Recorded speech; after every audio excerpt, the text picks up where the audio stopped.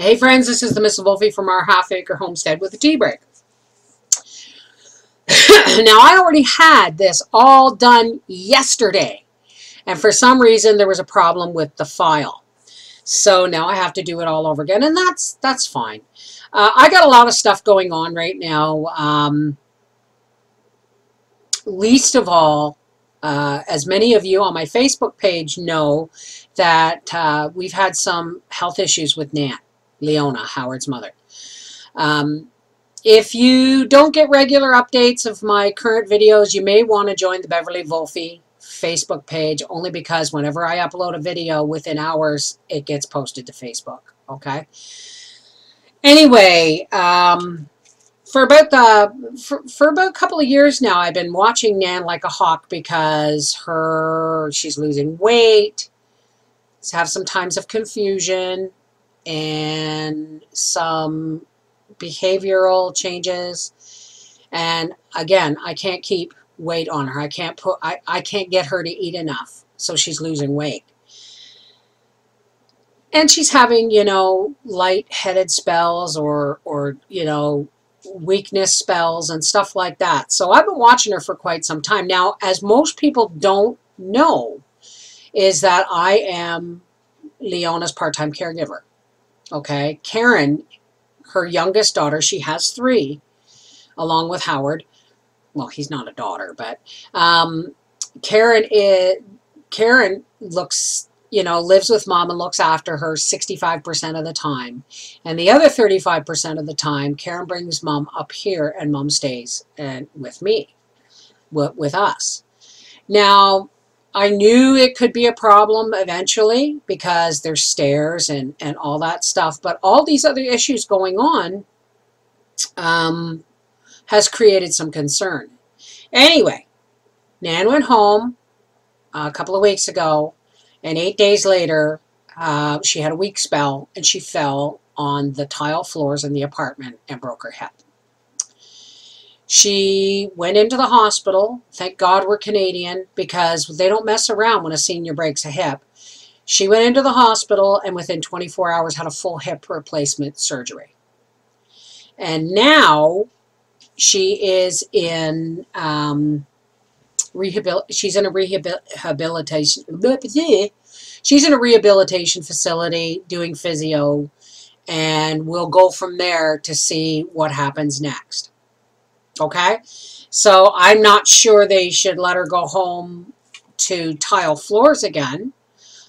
But at this point, I hope this is the opportunity.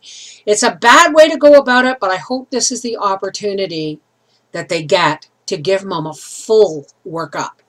Everything from soup to nuts to make sure that she's functioning to the best of her, her capability. So that's that. I can no longer be mom's part-time caregiver. It's that simple. I have health issues of my own. Whether or not mom's going to be able to even come back up here, I don't know.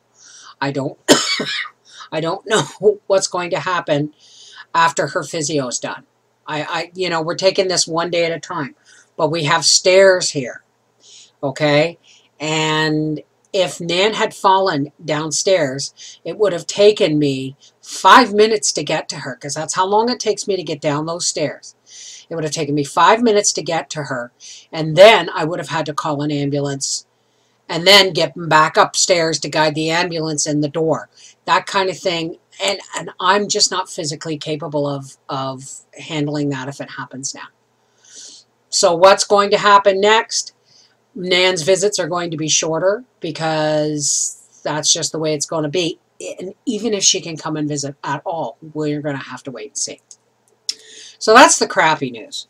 Some more crappy news. My 3 terabyte external hard drive that I use to store all my videos of 2015, 16, and 17 crashed. And I had to buy an 8 terabyte external hard drive. And I phoned Best Buy, and because my 3 terabyte hard drive is no longer under warranty, I would have to send it, they would have to send it out to recover the data. That's going to cost over $300, which is more than I paid for the 3 terabyte external hard drive 3 years ago. And that upsets me. Why? Because these are things, these external hard drives is supposed to be where you store all your precious information. And then when it crashes, they hold that information hostage to get it back. I just don't get it. But until I can afford to, I'm not going to go to Best Buy. I'm going to look around and see if I can't go to, a lot of people have mentioned Staples, and there is a computer place in Wakefield that I'm going to check out and see. There's that. My son, there's just so much going on. Oh, my Frankenbator. Do you remember the incubator that I bought that was plastic, and I got it off of eBay? It never worked. So last year,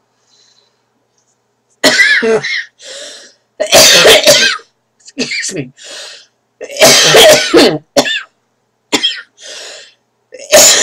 Excuse me. So last year, oh, tea solves everything. I tore the guts out of a styrofoam old incubator that was falling apart. And I took all the digital guts out of the plastic one and rebuilt it with the parts, the element and the fan and everything from the Incubator. Unfortunately, the Incubator is made out of styrofoam, which is an insulator. The digital one is bigger and it's made out of thin-wall plastic. So I couldn't get the temperature up high enough with the Incubator parts in the digital incubator to hatch eggs. Well, I'm at it again. Yes, they gave me my money back, but I'm telling you folks, there's got to be a way I can make this work. So that's what I'm working on now. I started working on it yesterday, but it's a bit of a bigger project than I'm used to when it comes to making sure everything's kind of working right. I don't want to put it all back together like my lamp and find that I missed a crucial piece and have to tear it all down again. So I'm taking my time and making it right. Well, as right as it can be for a Frankenbator, right? One of the reasons I'm doing this is because I have eggs in one incubator now, and I had, they're all turkey eggs, and I had 7 the first batch put in my Incubator, and for some reason they didn't even candle with vanes. So either the thermostat is off, the element is off, or my thermometer is off. Anyway, that was a waste of 2 weeks and of energy. So I've got another set of turkey eggs in the other incubator, but I don't want this happening again, so I'm going to do my best to rebuild the 3rd incubator so that I have another option. The problem with only having 4 turkey hens and 1 tom, and he could be the problem. He is now 3 years old. He could be the problem. He is mounting or treading the hens, but he may be too old. I don't know. We know he was fertile last year. Gracie, get out of the bathroom. We know he was fertile last year because we hatched some out. So if it's, you know, I have to go through all the process of figuring out why my eggs aren't hatching. So that's what's going on. If this next batch in the other incubator doesn't even candle as fertile, then it's a tom problem. I'm going to be pretty certain. All right. What else is going on? Let me see. I covered Nan. We don't know. Oh, the goats. I'm going to do a barn. I'm going to do a barn update this weekend. I don't know if all 4 of my female goats are pregnant.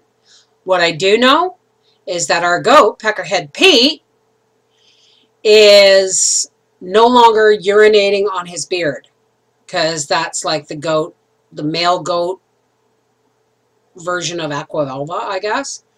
So you know that he's in rut and he's trying to get girls pregnant when he stinks and stinks and stinks up a storm.